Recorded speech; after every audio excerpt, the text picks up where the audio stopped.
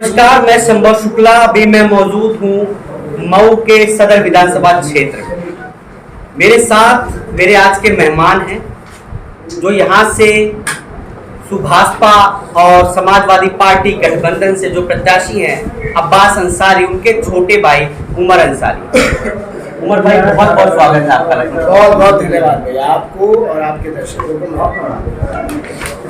शुरुआत करता हूँ। राजनीति का वक्त है, 2 से 3 दिनों में वोटिंग होने वाली है। मऊ सदर की जनता का क्या रुझान आ रहा है? देखिए, मऊ की जनता ने हमेशा इतिहास बनाया। मऊ की अजीम आवाम का मैं और मेरा पूरा परिवार तहे दिल से आभारी है, शुक्रगुजार है। और मऊ ने हमेशा एक रिकॉर्ड कायम किया, कभी सामंतवादी ताकतों को नहीं तोड़ा। और ये भी रिकॉर्ड आप देखिए कि कोई एक सांसद, एक प्रधान मुझे बता दीजिए जो जेल में हो या जेल में ना हो तो गैर मौजूद हो अपने उस एरिया, अपने उस क्षेत्र से, उसके बावजूद, बल्कि ये तो विधानसभा का चुनाव है, बावजूद उसके 4 बार मेरे वाले यहाँ से विधानसभा का चुनाव जेल के अंदर से रह के जीते और टोटल 5 बार है। ये बहुत बड़ी बात है। और इस बार छठी बार मेरे बड़े भाई और नजीज अंसारी साहब के बड़े बेटे अब्बास अंसारी साहब और कोई लड़ाई नहीं है किसी से। 7 तारीख का इंतजार है। मोदी जनता और मतदाता अपना मन बता चुकी है और पूरी तरीके से सामंतवादी फिरका ताकतों का समय है। कहीं ना कहीं मैं जब मुझे आपका आवास का या आपके ऑफिस का एड्रेस नहीं पता था तो पूछता हुआ आ रहा था, तो मैं आपके बड़े भाई अब्बास अंसारी जी का मैंने नाम लिया। मैंने कहा उनका कार्यालय मुझे बता दीजिए, बताया कि फाटक के पास चले जाए। तो उन्होंने कहीं ना कहीं मैंने देखा और एनालिसिस का यूथ आइकन भी है। तो वो यूथ आइकन कैसे हैं? सोशल वर्कर हैं या मतलब मुख्तार अंसारी के बेटे हैं या कि वो लोग उनको विधायकी का टिकट मिल गया इसलिए? कैसे उनका नाम इतना मतलब है? देखिए, खुसूसन मऊ की सरजमीन की बात करेंगे तो मऊ में ही पैदा हुए, हॉस्पिटल में 30 साल रहे। वो उनकी जन्मभूमि थी और सबका प्यार और आशीर्वाद मिला। मुझे लगता है कि आने वाले समय में उनकी कर्म, इसमें कोई दो राय नहीं है कि साहब के बड़े बेटे हैं। इसलिए लोग उनको उसी उम्मीद, उसी आस से देखते हैं जो मेरे वालिद के साथ। और मेरे वालिद ने हमेशा, मेरे पिता ने हमेशा गरीब मजलूम के सहारा लोगों की मदद के लिए बड़ी से बड़ी लड़ाई लड़ी हुई है, कभी पीछे नहीं। यही उम्मीद, यही आस लोगों को आवाज नहीं आ सकती। 10 साल से, यानी 2012 से वो जब शूटिंग में मेडल जीते, नेशनल चैंपियन थे, गोल्ड मेडल जीतने के बाद तो वो और मैं दोनों ही उम्र के साथ में उस वक्त 14 ईयर्स ओल्ड, 20 साल के थे। तब दोनों ने मऊ की खिदमत शुरू की और ये पूरा वक्त चलती रही। कोई हम मऊ के लिए गए नहीं हैं, मेरे वालिद नहीं थे। पिछले 1.5 साल से वो बात अलग है कि हम पर छोटे मुकदमे लगाकर हमें परेशान किया। झूठे मुकदमे की जब बात होती है, जेल में आप अपने पिताजी से मिलने गए, उसके बाद आपने सरकार पे, प्रशासन पे बाहर आके तमाम तरह के आरोप लगाए। क्या है, क्या जाते हैं उनसे मिले क्या कहते हैं? देखिए, मैं जेल में जब मिलने गया था तो उन्होंने जो बातें बताई थी मैंने मीडिया के सामने, क्योंकि संविधान में 3 ही स्तंभ, लेकिन चौथा स्तंभ मीडिया को माना जाता है कि वो सच्चाई को सामने। और आप जैसे छोटे न्यूज़ चैनल में धन्यवाद देना चाहता हूँ कि आपकी कम से कम भीड़ अभी सीधी, आपको लिफाफे में सवाल नहीं आता, आप चीज़ों को समझते हैं और दिखाते हैं। इसलिए मैंने अपनी बात कहा था कि जिले के SP, DM, SOG उनकी जेल के अंदर हत्या कराना चाहते हैं योगी जी के इशारे। ये बात मैंने कही थी और इसकी जांच कराने के लिए हमने कहा था। पर प्रशासन उनका है, सरकार उनकी है, तो चाहेंगे कि कुछ ना हो जांच होने, और वो तो काम तमाम करना चाहते हैं। बस नहीं चलता है कि मार सके तो जहर देकर मारने की कोशिश की गई है। अच्छा, इतनी दुश्मनी क्यों है भाजपा से? मुख्तार अंसारी से क्यों दुश्मनी है?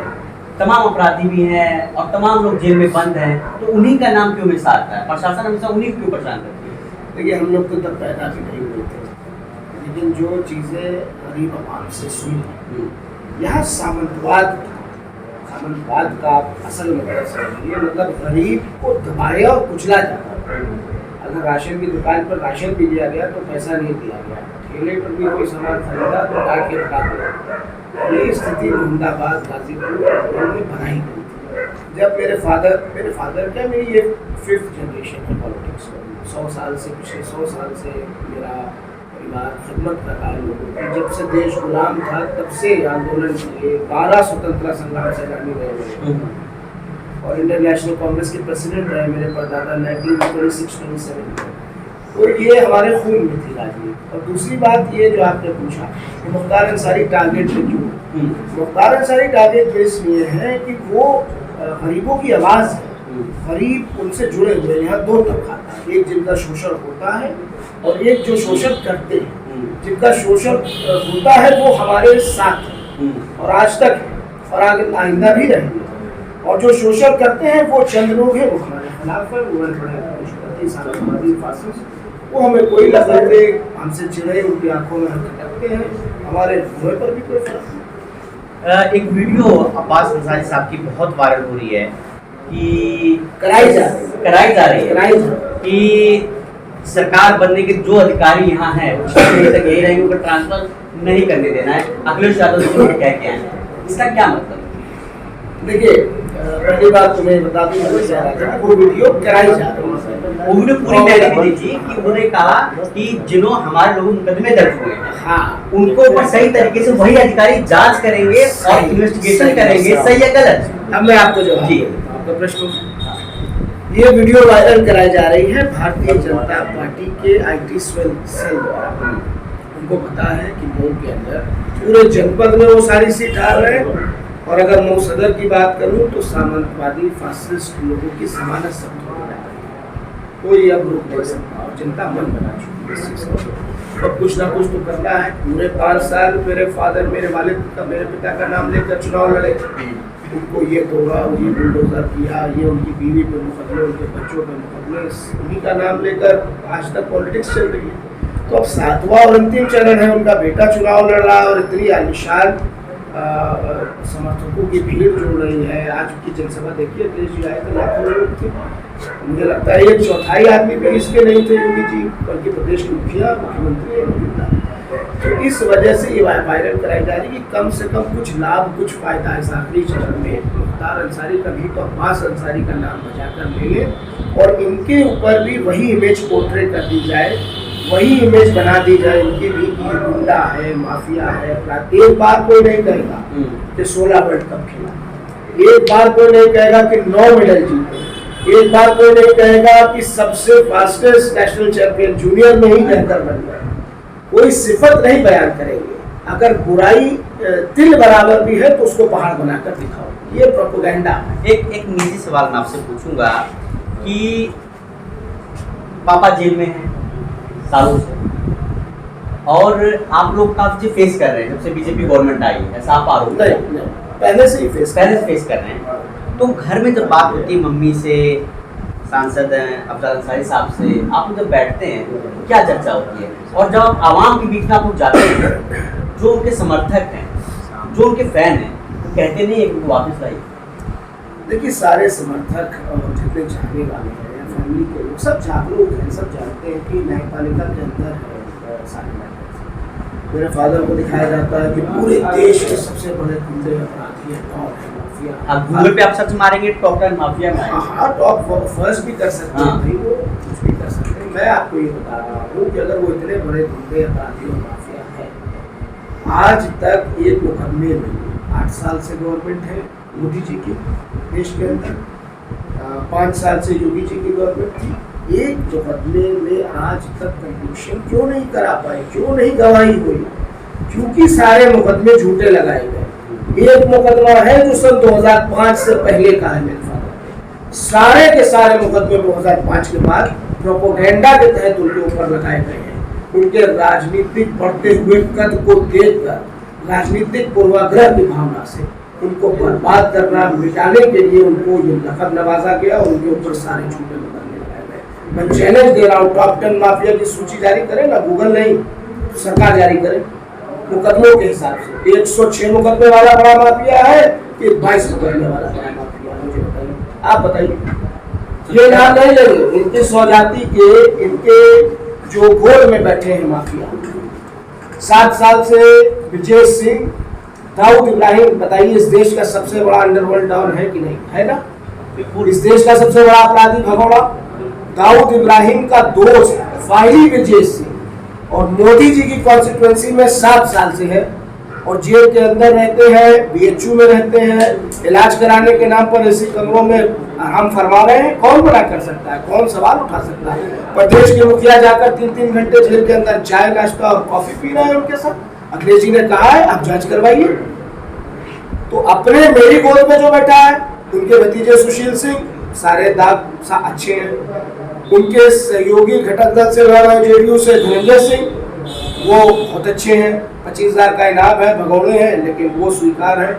अब्बास अंसारी पे 506 का भी मुकदमा, तो वो अपराधी, वो गुंडा, वो माफिया, ये प्रोपेगेंडा है और ये सब लोग समझ चुके हैं। हमें मेरे फादर की तरह बदनाम करने की साजिश की जा रही है and this is not healthy for the constitution, this is not healthy for the country. ये बिल्कुल नाकाबिले बर्दाश्त चीज है और आवाम के अंदर गुस्सा है और आवाम 7 तारीख को इसका बदला लेगी। एक आखिरी सवाल मेरा आपसे रहेगा, जब आप जेल में मिले जाते हैं अंसारी साहब से तो क्या कहते हैं? देखिए बातें तो जो पारिवारिक बातें हैं वो तो होती ही है, मैं कहने के सामने क्या करूं, लेकिन जहां तक रही बात उनकी, तो वो 17 साल नहीं 70 बरस भी अगर उनको जेल में तो वो ऐसा विल पावर मैंने किसी आदमी के पास नहीं देखा। कभी इमोशनल हुए आप? कभी नहीं, कभी नहीं। 60-61 साल की उनकी उम्र हो गई। उन्होंने कहा बेटा जितने दिन जिंदगी यहाँ लिखी है शान से गुजारो, ना शान से जिया हूँ, कभी अपने उसूलों से समझौता नहीं करूँगा और हक की लड़ाई का रास्ता कभी नहीं छोड़ूंगा, बातिल और फासिस्टों के सामने सर नहीं झुकाऊंगा, सर कटा लूंगा, सर झुकेगा। कभी उनके कोई इरादे में, उनके हौसलों में हमने कमी नहीं देखी। हम लोग कई बार कमजोर महसूस करते हैं, उनसे मिल लेते हैं, उनसे बात हो जाती है तो एनर्जी आ जाती है। वो इसको अंग्रेजी में कहा जाएगा कि ही इज एनर्जी हिमसेल्फ, वो अपने आप में एक शख्सियत है और वो एक ब्रांड है।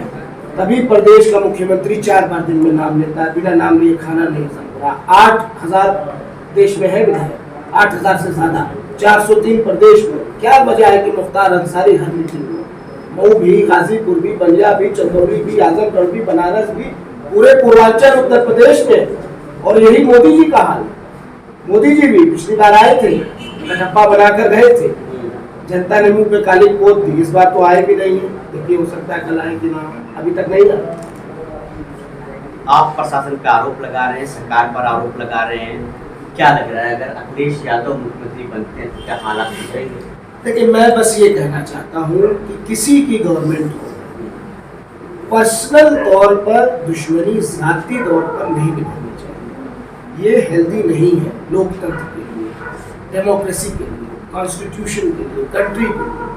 हम भी सरकार में हैं, आप तो मीडिया के भाई हो, आप तो खुद बताते हो कि इनकी सत्ता सरकार की। हमने तो कभी नहीं बुलडोजर से घर ढहाए, हमने तो कभी बीवी बच्चों पे मुकदमे नहीं लगवाए।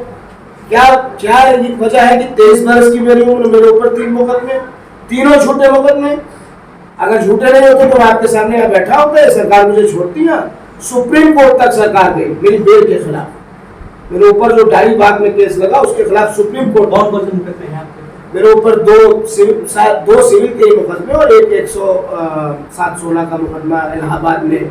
मैं अपने फादर मुख्तार अंसारी साहब की गवाही करा ली उस केस में, जिसमें ब्रजेश सिंह और इब्राहिम का फाइली अभियुक्त है, मुलजिम है नामजद, और उसने गोली चलाई थी। और मेरे फादर इंजर्ड विटनेस है और वादी मुकदमा है और 9 लोग इंजर्ड विटनेस है, 3 लोग मर गए।